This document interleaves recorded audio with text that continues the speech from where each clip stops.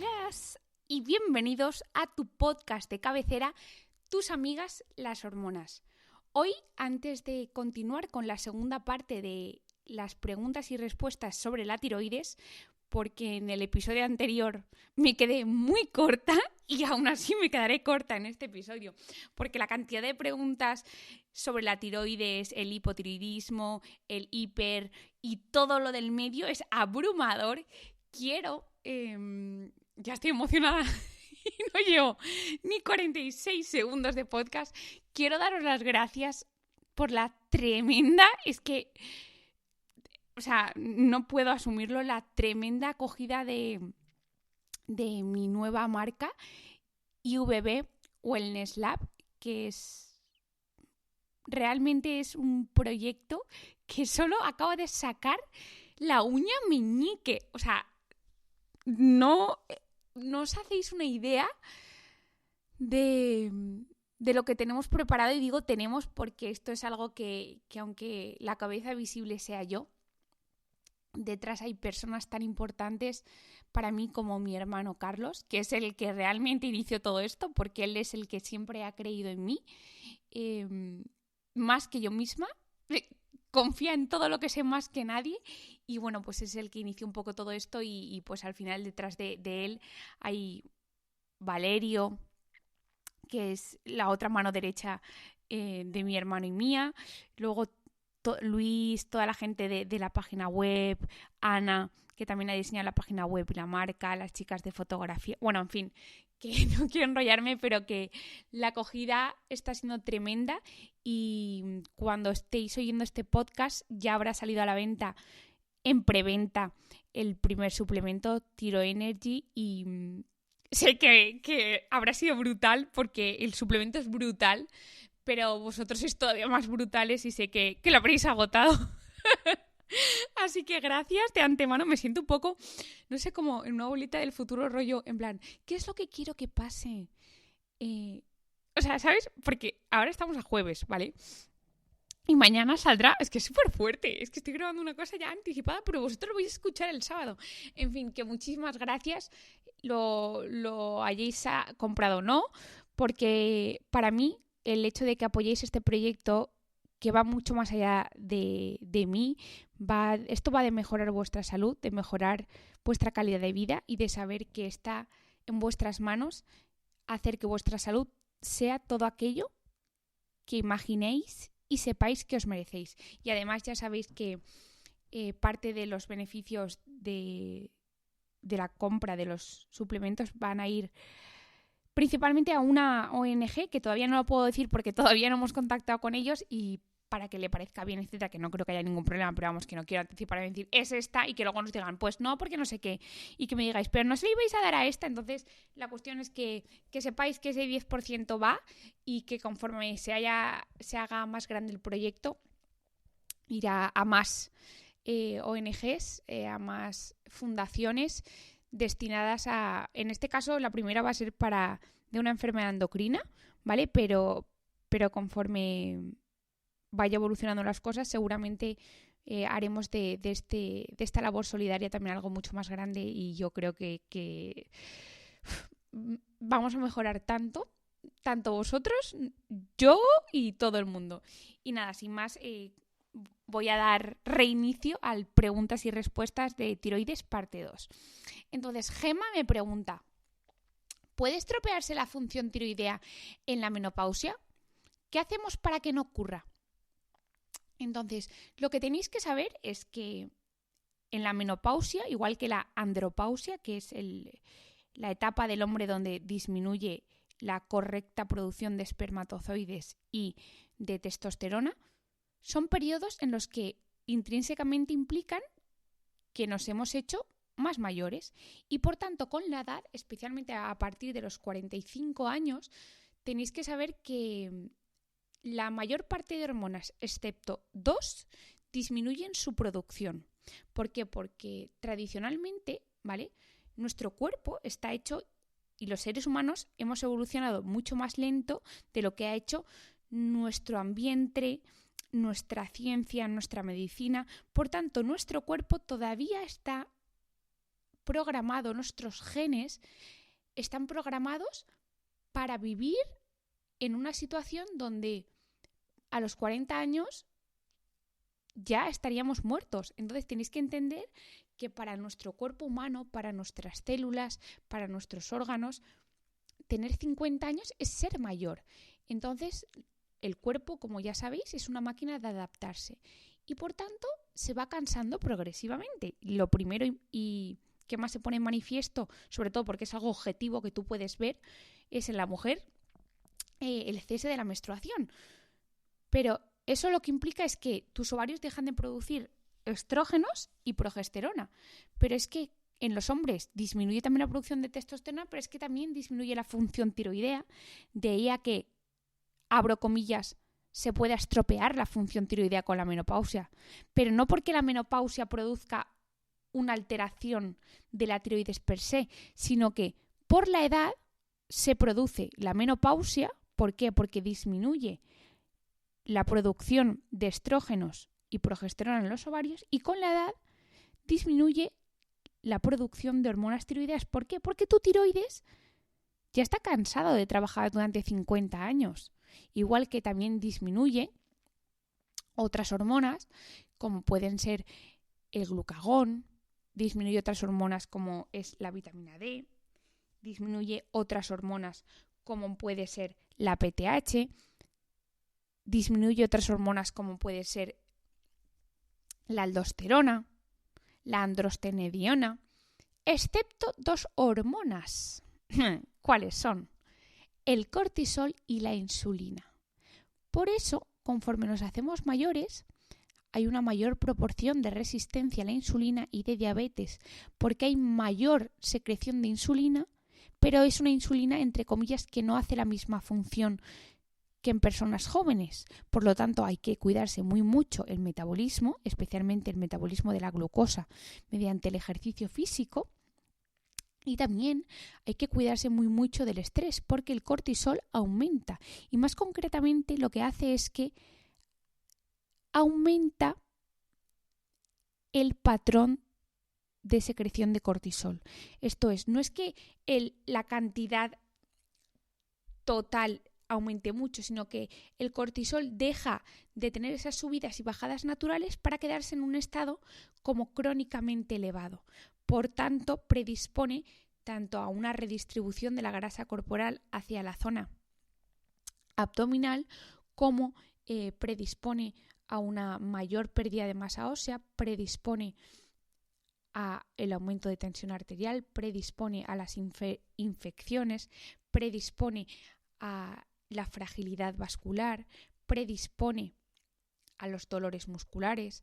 Entonces, estropearse la función tiroidea en la menopausia, y volviendo a la pregunta, no es una consecuencia de la menopausia, sino es una consecuencia del envejecimiento. ¿Qué es lo que se puede hacer para asegurar que esa disminución de la función tiroidea propia de la edad sea la menor posible y, por tanto, síntomas derivados de la disminución de la función tiroidea, como puede ser cansancio, fatiga, neblina mental, piel más seca, dolores musculares, aumento del colesterol, que recuerdo que una disminución de la función tiroidea es la primera causa de elevación de colesterol secundaria,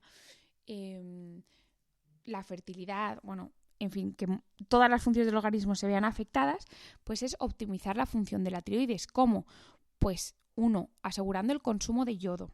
2, con ciertos suplementos que favorezcan que tu tiroides sea más sensible al estímulo de la hipófisis, que es una glándula que está en el cerebro y que estimula a tu glándula tiroides para que produzca hormonas tiroideas. ¿Y cómo tu tiroides se vuelve más sensible a esos avisos de la glándula hipófisis para que produzca hormonas tiroideas? Pues con el minoxidil y con el selenio. Además, ¿qué puedes hacer más para mejorar la función tiroidea? Pues asegurar que en cada una de tus células las hormonas tiroideas se activan. ¿Y esto cómo lo puedes asegurar? Pues con el selenio, con una adecuada ingesta de zinc, entre otras cosas.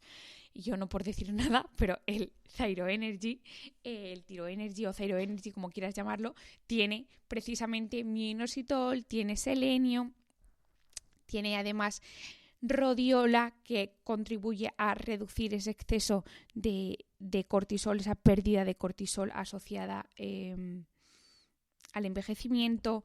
Además tiene vitamina C, que tiene efecto antioxidante y mejora la cantidad de sustancias antioxidantes que permiten evitar que se acumulen en tu tiroides, dificultando la producción de hormonas tiroideas.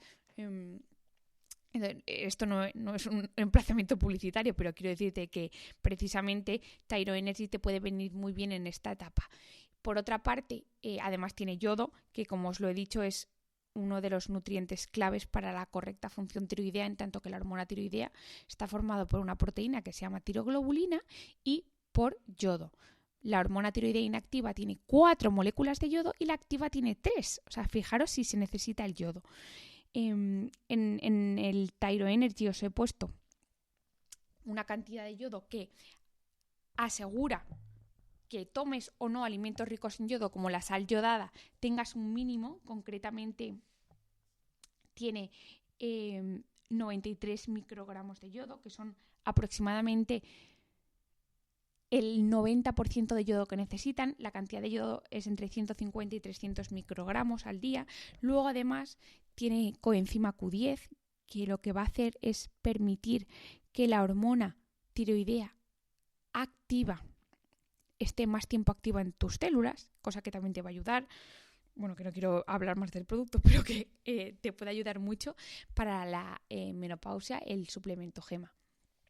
Luego Marais me pregunta, jope, qué casualidad, que esto de verdad no se apuesta, ¿qué suplementación recomiendas para ayudar en la perimenopausia en una mujer con hipotiroidismo? Entonces, lo primero es que me imagino que si tienes hipotiroidismo estarás con el fármaco levotiroxina, ¿vale? Entonces, eso inevitablemente vas a tener que seguir tomándola y sobre todo con el tiempo quizá necesites un poquito más de cantidad, en tanto que probablemente con la edad y con la perimenopausia cambia un poco el patrón de composición corporal y a veces se gana peso entre 3 y 5 kilos y por tanto requieres un poquito más de hormona tiroidea. Puedes tomarte vitamina C junto con el Eutirox para optimizar la absorción del propio Eutirox, es decir, tú te tomas agua, Eutirox y vitamina C sola, en cápsulas o en comprimidos. Después dejas pasar 45 minutos y ya desayunas. Eso optimizará la absorción del Eutirox y por tanto te encontrarás mejor. Y luego, en función de los síntomas que tengas, si tienes en la perimenopausia, pues puedes tomar, por ejemplo, o para prevenir las isoflavonas de soja, que básicamente actúan como un estrógeno y un antiestrógeno. ¿Qué quiero decir? Que en lugares donde hay poco estrógeno, como por ejemplo la piel, el hígado, que sufren las consecuencias de la falta de estrógeno y pueden dar lugar a piel seca, por ejemplo, a caída del cabello, a que aumente el colesterol. ¿Por qué? Porque tu hígado deja de tener receptores para estrógenos. Actúa positivamente, ¿vale? Y en lugares, por ejemplo, donde puede ser más susceptible a los estrógenos, como por ejemplo la mama, actúa como un antiestrógeno. Por eso las isoflavonas de soja se han demostrado útiles para reducir la incidencia del cáncer de mama e incluso en mujeres que toman tamoxifeno, que es un fármaco para el tratamiento del cáncer de mama. Aquellas mujeres que toman isoflavonas de soja tienen una mejor respuesta al tratamiento y una mayor tasa de supervivencia. ¿Por qué? Porque en la mama actúan como un antiestrógeno, pero por ejemplo en las mucosas actúan como un estrógeno y estimulan la producción de colágeno, que en la perimenopausia y en la menopausia se ve afectada por la falta de estrógenos. Luego, por otra parte, si tienes alteraciones del estado de ánimo, si tienes antojos, si tienes nerviosismo, si te apetece mucho dulce, el 5-HTP y el extracto de azafrán, que tenéis en mis destacados de favoritos, ayudan a nivel cerebral a que tú produzcas la cantidad suficiente de serotonina para sentir esa sensación de bienestar, esa sensación de felicidad, esa sensación de no necesitar azúcar para sentirte tranquila o satisfecha. Y además, como la serotonina influye mucho en todos los circuitos de recompensa e incluso es la precursora de la melatonina, también ayuda a dormir y también ayuda con esa pequeña inflamación de la hipófisis y que parece que tiene cierta relación con la aparición, el no se me ha caído la palabra, con el desencadenar los sofocos, ¿vale? Y luego, si tienes dolores articulares, pues la condroitina puede irte bien, pero en concreto, suplementos para perimenopausia teniendo hipotiroidismo no son diferentes de cualquier suplemento de una mujer que esté en la fase de la perimenopausia o de la menopausia y no tenga hipotiroidismo, ¿vale? Luego, la siguiente pregunta. Jessica me dice, si estás embarazada y tienes hipotiroidismo, ¿se puede tomar yodo? No es que se pueda tomar yodo, es que debes tomar yodo. Es más, en el embarazo las necesidades de yodo casi se duplican, siendo las necesidades diarias de 300 microgramos de yodo al día. Esto es importantísimo, pero importantísimo es importantísimo. Primero, porque hasta la semana 12 de gestación, tu bebé no produce su propia hormona tiroidea. Por lo tanto, requiere de que tu tiroides produzca la hormona tiroidea para ti misma y para él. Y como os he dicho, para producir las hormonas tiroideas se necesita tiroglobulina, que es una proteína que se produce en el cuerpo, y yodo. Por lo tanto, si tú tienes que producir hormona tiroidea para ti y para tu bebé, vas a necesitar el doble de yodo. Es como si dijeras, es que tengo que hacer un bizcocho para el cumpleaños de mi hijo, pero también tengo que hacerle para toda la clase y para todo tercero de primaria. Pues probablemente necesites más azúcar, ¿verdad? Pues estamos, o lo que quieras poner. Aquí ya, ojo, cuidado con decir el azúcar, que la gente se lanza. Necesitarás más cantidad de ingredientes, pues lo mismo. Por lo tanto, en el embarazo es clave. Pero es que además, a partir de la semana 12, tu bebé va a producir su hormona tiroidea. Él mismo su hígado puede producir la proteína tiroglobulina, pero el yodo lo necesita. ¿Y de dónde viene ese yodo que necesita? Viene de tu alimentación. Por lo tanto, se necesita, sí, en el embarazo. Y es clave, porque si no tienes suficiente yodo, no vas a producir las suficientes hormonas tiroideas y se ve comprometida muy mucho la viabilidad del embarazo y segundo, el neurodesarrollo del bebé. Y esto es clave, importantísimo y fundamental. Por tanto, en el embarazo no es que se pueda tomar yodo, es que se debe tomar yodo. Y en suplementación. Si no es en tu multivitamínico y prenatal, porque no quieres, en un suplemento de yodo. Me da igual, pero tienes que tomarlo. Y aquí no hay lugar a, es que en la alimentación me tomo. No. Suplemento de yodo. Sí o sí, la mayor parte de suplementos multivitamínicos y prenatales, como por ejemplo el que yo os dejé en destacados de favoritos 1 y el otro de favoritos 2, ambos tienen la cantidad de yodo necesaria para suplir las necesidades del embarazo. Luego me dice Cristina, cuidados y suplementación tras una tiroidectomía total por cáncer papilar de tiroides. Lo primero, Cristina, espero que estés bien, que es muy duro el proceso que tenéis que pasar la gente que tenéis un cáncer de tiroides, porque al final, no solo porque sea un cáncer, sino porque al final te abren el cuello, y el cuello es una zona muy sensible que tiene una cicatrización muy complicada porque se hacen muchas adherencias en el cuello. Luego al final pensar que tienes una cicatriz en un sitio donde estás constantemente tragando, ya no solo para comer y beber, sino que constantemente todo el aparato digestivo, todo el aparato respiratorio tiene la tráquea y la faringe que están en la zona del cuello. Entonces, constantemente tienes una cicatriz que se está moviendo. Entonces, el posoperatorio es muy duro.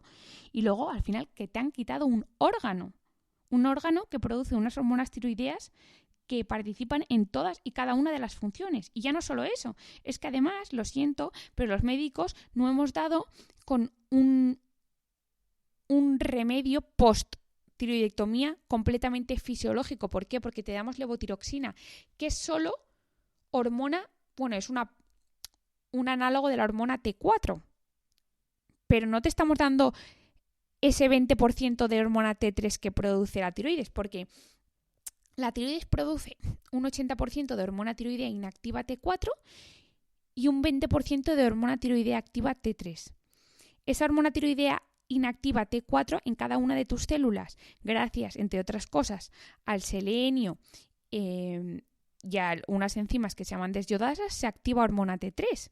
Pero es que ese 20% de hormona activa que produce tu tiroides no te lo estamos suplementando. Y además, con la pastilla te estoy dando todos los días la misma dosis, pero tú ya sabes que las hormonas no siempre se producen las mismas cantidades, depende mucho de cada situación, cada segundo, cada minuto, y tu tiroides, cuando eres una persona que no tienes ningún problema de tiroides, como por ejemplo yo, que tengo muchos problemas, pero no de tiroides afortunadamente,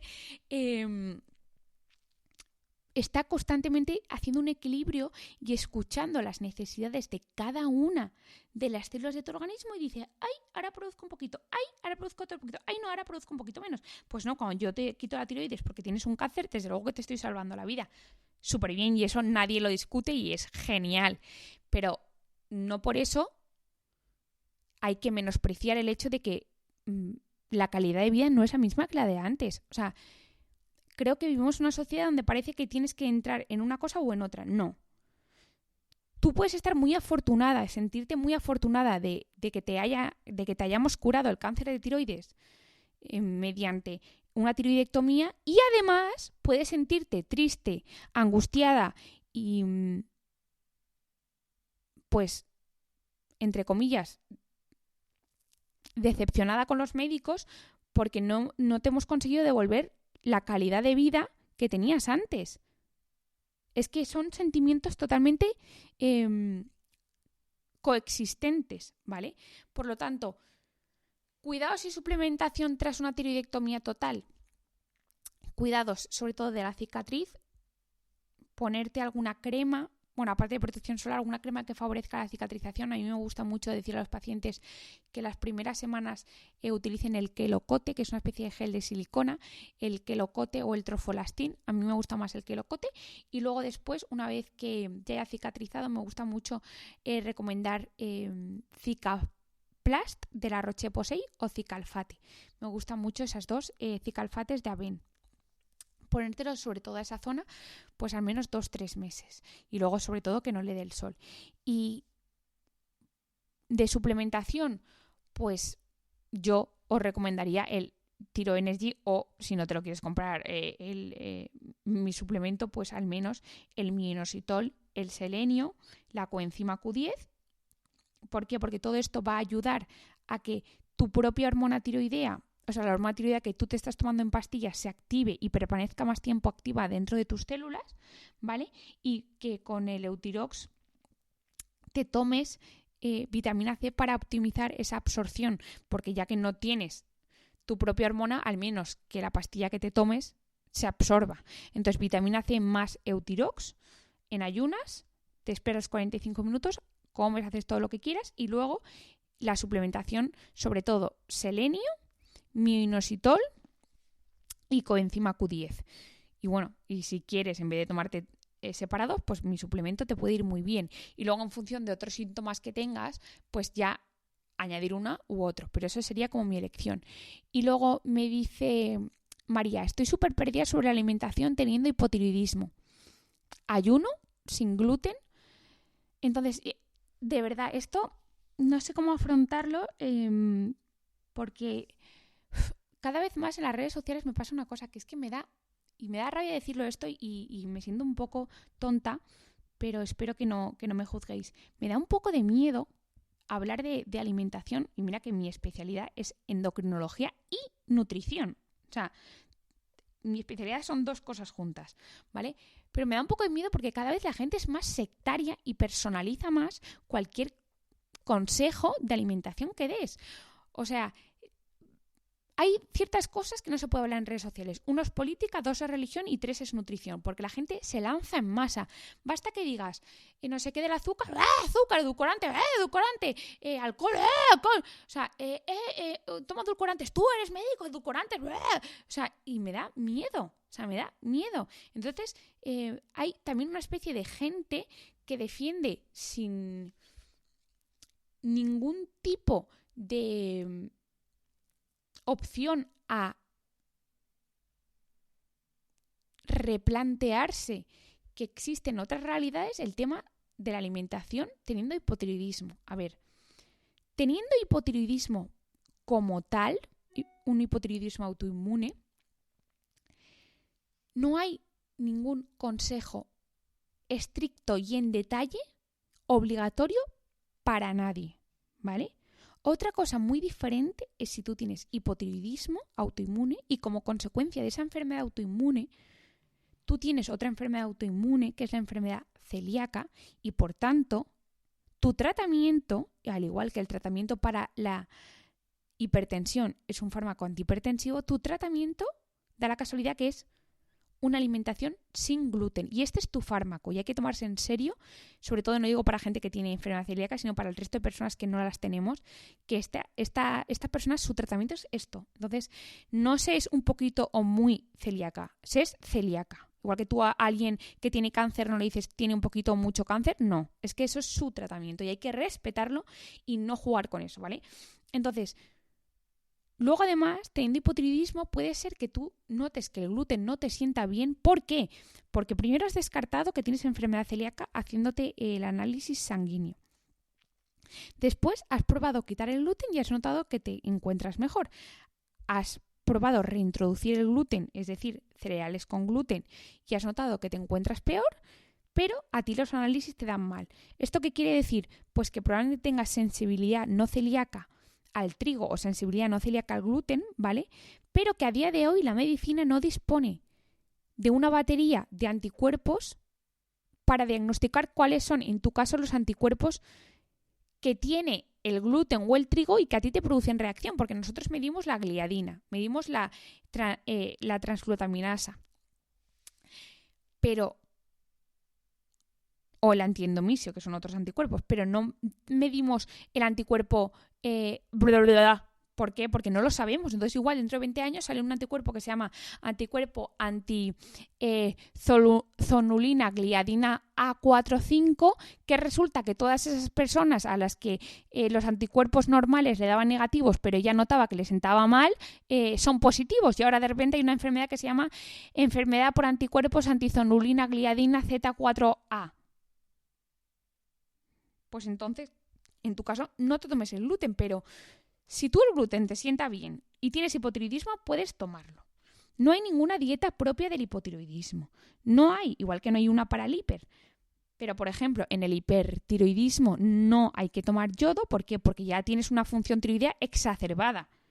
Entonces, no le des ingredientes para que todavía produzca más hormonas tiroideas. Me parece lógico. Teniendo hipotiroidismo, por ejemplo, sí que hay que tomar yodo. Y esto es una cosa muy controvertida porque estamos en la misma. Tú tienes una función tiroidea bajita.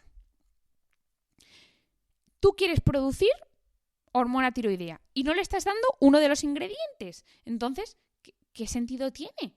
O sea, por mucho que tengas una enfermedad autoinmune, tienes que tomar el ingrediente que produce la hormona tiroidea. No te estoy diciendo que tienes que abusar. Te estoy diciendo que tienes que tomar el ingrediente que es el yodo para producir hormona tiroidea. Es como si tú me dices, Isabel, quiero hacer un bizcocho de chocolate, pero no voy a poner chocolate. Pues entonces, ¿qué vas a hacer? ¿Unas torrijas? O sea, no tiene ningún tipo de sentido. Otra cosa muy diferente es que me dijeras, Isabel, quiero hacer un bizcocho de chocolate y la receta pone 100 gramos de chocolate, pero yo voy a poner 500. Pues entonces no te vas a hacer un bizcocho de chocolate, te vas a ir un mazacote de chocolate con tropezones de huevo. Pues lo mismo, tú tienes hipotiroidismo, debes tomar yodo. En las cantidades normales, ni más ni menos. ¿Por qué?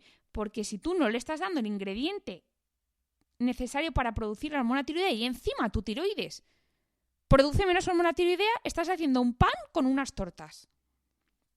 Por otra parte, en general, a mí tampoco me gusta que abuséis, y digo, y subrayo, abusar de las verduras crucíferas. Es decir, col, coliflor, brócoli. ¿Por qué? Porque en exceso pueden disminuir la producción de hormonas tiroideas y pueden disminuir la captación de yodo por tu tiroides, haciendo que el yodo que ingieres no entre en la tiroides y no contribuya a producir hormona tiroidea. Por otra parte, sí que hay un alimento que no me gusta nada que utilicéis, que es y que está muy de moda en redes sociales como sustituto a harinas de avena, etcétera, que no sé por qué, es la yuca, la mandioca o la casaba. ¿Por qué? Porque contiene unos compuestos que disminuyen no solo la captación de yodo, sino que disminuye la función tiroidea y aumenta la excreción, es decir, aumenta la eliminación por heces de hormona tiroidea. Por lo tanto, el yuca, la mandioca y la casaba no la recomiendo teniendo hipotiroidismo. Pero el gluten, si te sienta bien, sigue tomándolo, y el ayuno, ¿para qué? Es más, os voy a decir una cosa. El ayuno, y más concretamente la restricción de carbohidratos, disminuye la activación de la hormona tiroidea T4 en T3. De ahí a que las dietas muy restrictivas, muy bajas en calorías, que suelen restringir los hidratos de carbono, disminuyen la producción de hormonas tiroideas, disminuyendo, entre otras cosas, la tasa metabólica basal, produciendo una sensación de fatiga más pronunciada, produciendo una sensación de neblina mental, etc. Entonces, ¿alimentación específica para el hipotiroidismo, ayuno y gluten y quitarme el gluten? No. Ahora bien, si tienes enfermedad celíaca, obviamente sí. Si tienes hipotiroidismo, asegúrate el consumo de sal ayudada, no tomes yuca y no abuses de las crucíferas. Y si tienes hipertiroidismo, no tomes yodo. Eva me pregunta, ¿a partir de qué valores hay que tomar medicación teniendo hipotiroidismo subclínico? A ver, primero, definir qué es el hipotiroidismo subclínico y segundo, diferenciar si estás buscando embarazo o embarazada o si eres un hombre o no estás buscando embarazo ni estás embarazada. El hipotiroidismo subclínico es un estado prehipotiroidismo, como su nombre indica, en el que tu glándula hipófisis, que está en el cerebro, detecta que tu tiroides está empezando a bajar las revoluciones y le dice, uy, la glándula tiroides la veo que ya no está con ese espíritu dicharachero que tiene ella, no está así tan alegre. Voy a recordarle que tiene que estar contenta. Entonces aumenta la TSH, pero las hormonas tiroideas todavía no han disminuido. ¿Por qué? Porque precisamente tu glándula hipófisis le está diciendo, acuérdate de producir hormonas, acuérdate de producir hormonas, acuérdate de producir hormonas. Entonces tu glándula tiroides, aunque se estaba empezando a cansar, dice, ay, vale, venga, las produzco. Por lo tanto, aumenta la TSH, es decir, aumenta el aviso del cerebro y eso permite que tus hormonas tiroideas estén bien. Por lo tanto, hay un aumento de la TSH por encima de 4,2, pero tus hormonas tiroideas están bien. Eso es hipotiroidismo subclínico. Cuando a tu glándula tiroides le da exactamente igual lo que diga tu TSH y ella dice, mira, me da igual, estoy cansada y me voy a dormir, se produce el aumento de TSH que ya tenía el hipotiroidismo subclínico, pero se acompaña de una disminución de hormonas tiroideas, ¿vale? Entonces, el hipotiroidismo subclínico, ese estado prehipotiroidismo, hay que tratarlo a partir de qué valores. En mujeres no embarazadas que no desean gestación o en hombres se suele tratar a partir de valores de 4,2, sobre todo si hay síntomas o si hay factores de riesgo cardiovascular como por ejemplo aumento del colesterol, ¿vale? Generalmente en mujeres o en hombres mayores a partir de 50, 60 años que no tengan factores de riesgo cardiovascular se deja que la TSH pueda estar más alta hasta valores de 10 antes de tratar con levotiroxina. Por otra parte, en mujeres que buscan embarazo o que están embarazadas, se recomienda tratar el hipotiroidismo subclínico con valores de TSH por encima de 2,5, sobre todo si se tienen anticuerpos. Si no se tienen anticuerpos, está un poco más en el aire el tratamiento o no. Pero en mujeres embarazadas o con deseo de gestación y anticuerpos positivos con valores por encima de 2,5, puede estar recomendado el tratamiento con levotiroxina. Tachu me pregunta, ¿recomiendas el selenio y el minoxidil en personas sin tiroides por una tiroidectomía total? sí que lo recomiendo por varias cosas, porque el selenio y el minoxidil contribuyen a que la hormona tiroidea que tú te estás tomando en forma de levotiroxina dentro de tu tiroides se active a hormona tiroidea T3 y por tanto ejerza su efecto positivo en cada una de tus células y contribuye a que, ya que no tienes la sustitución perfecta, al menos que la hormona que te tomas se active correctamente, entre otras cosas. Luego Alba me pregunta: anticuerpos del tiroides y búsqueda de embarazo, ¿qué hacer? A ver, esto es muy importante. ¿Por qué? Porque casi el 15% de las mujeres sin problemas de tiroides todavía tienen anticuerpos antitiroideos, que son anticuerpos anti-TPO y anti-TG, que son antitiroperoxidasa y antitiroglobulina, y estos anticuerpos elevados se asocian a una mayor tasa de abortos espontáneos en el primer trimestre. ¿Por qué? Pues hay varias teorías, ¿vale? Que no se sabe ninguna con certeza si es esta o la otra. Para mí, en mi criterio médico, es una mezcla entre...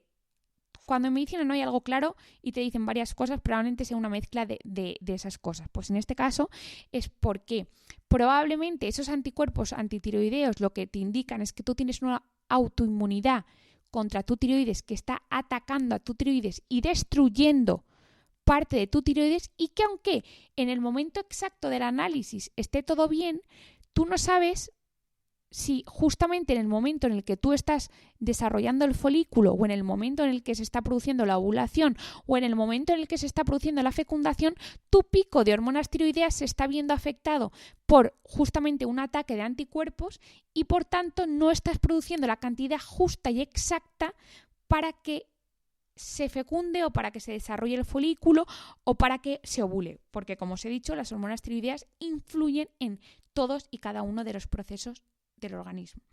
Por otra parte, también se piensa que los anticuerpos antitiroideos son un indicativo de una autoinmunidad a nivel sistémico. Los anticuerpos son como las hormonas del sistema inmune. Están circulando por la sangre.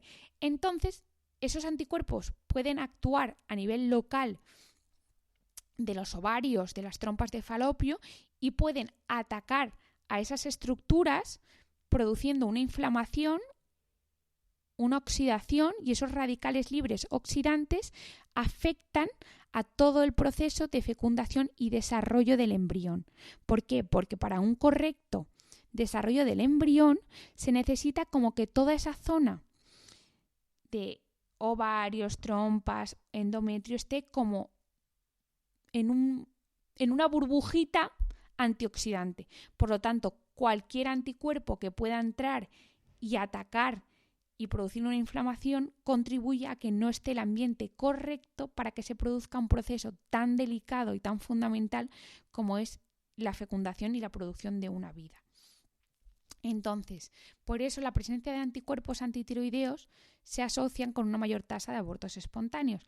Para disminuir los anticuerpos antitiroideos hay dos compuestos que se deben tomar juntos y que actúan de manera sinérgica, y es el minoxidil en dosis de 600 miligramos y de 600 a 800, y el selenio entre 75 y 100 microgramos. Estos dos, pseudovitamina que es el minoxidil junto con el selenio, han demostrado que disminuyen la cantidad de anticuerpos antitiroideos, además de otros anticuerpos como anticuerpos, por ejemplo, de otras enfermedades autoinmunes como el lupus o la artritis reumatoide. Por tanto, yo siempre recomiendo, si estás dispuesta y tienes anticuerpos antitiroideos, a tomar selenio y minoxidil, que además el minoxidil en dosis más altas, que son dosis de 4 gramos, mejoran la fertilidad en tanto que mejoran la señal de la FSH. Entonces, si tú ya te lo tomas por fertilidad, ya tienes cubierto también lo de los anticuerpos, porque los anticuerpos son 600 miligramos y la fertilidad son 4 gramos, ¿vale?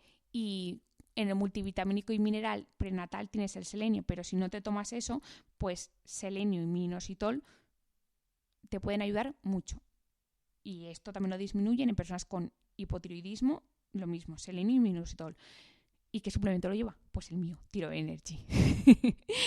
Luego, Marisa me dice, ¿puede influir tener hipotiroidismo en el sobrecrecimiento bacteriano? Sí, en tanto que hay una relación muy estrecha entre el hipotiroidismo y una adecuada motilidad gastrointestinal, estés o no bien sustituida. Las hormonas tiroideas, la hormona tiroidea T3, contribuye a una correcta contracción muscular, desde el corazón hasta tus músculos del cuádriceps, hasta tus músculos del sistema digestivo, que son más de 8 metros. Además, el hipotiroidismo se asocia con una disminución de la producción de ácido, que es un agente antibacteriano, antivírico y antiparasitario natural. Por lo tanto, si tú tienes hipotiroidismo y tus intestinos no se mueven del todo bien, por eso es muy común el estreñimiento, y además disminuyes la producción de ácido o además te dan un antiácido como es el omeprazol, el pantoprazol y similares, las sustancias bacterianas que tienen muchas comidas y que de normal se mueren con tu propio ácido, junto con una disminución de la motilidad gástrica, hacen que los intestinos y las bacterias se queden paradas en el intestino proximal, sobrecrezcan y se produzca el sobrecrecimiento bacteriano, pudiendo producir una distensión del abdomen, digestiones donde se te hincha mucho el abdomen, donde tienes muchos gases, donde tienes déficit de vitamina B12. ¿Por qué? Porque las bacterias sobrecrecidas consumen la vitamina B12, en cambio tienes el ácido fólico alto porque las bacterias producen ácido fólico.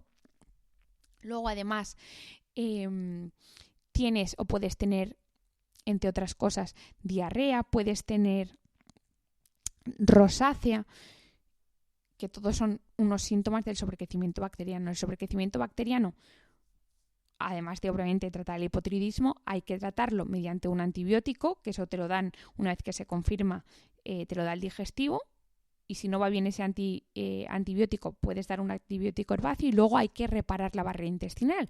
¿Por qué? Porque esas bacterias sobrecrecidas producen esos síntomas, pero es que además producen unas sustancias ácidas que dañan toda la barrera intestinal, produciendo daños en la capa que separa el exterior de tu interior y crean agujeritos por donde se cuelan todavía más toxinas, produciendo una inflamación crónica e incluso apareciendo de repente y sin motivo aparente intolerancias como intolerancia a la fructosa, intolerancia a la lactosa. ¿Por qué?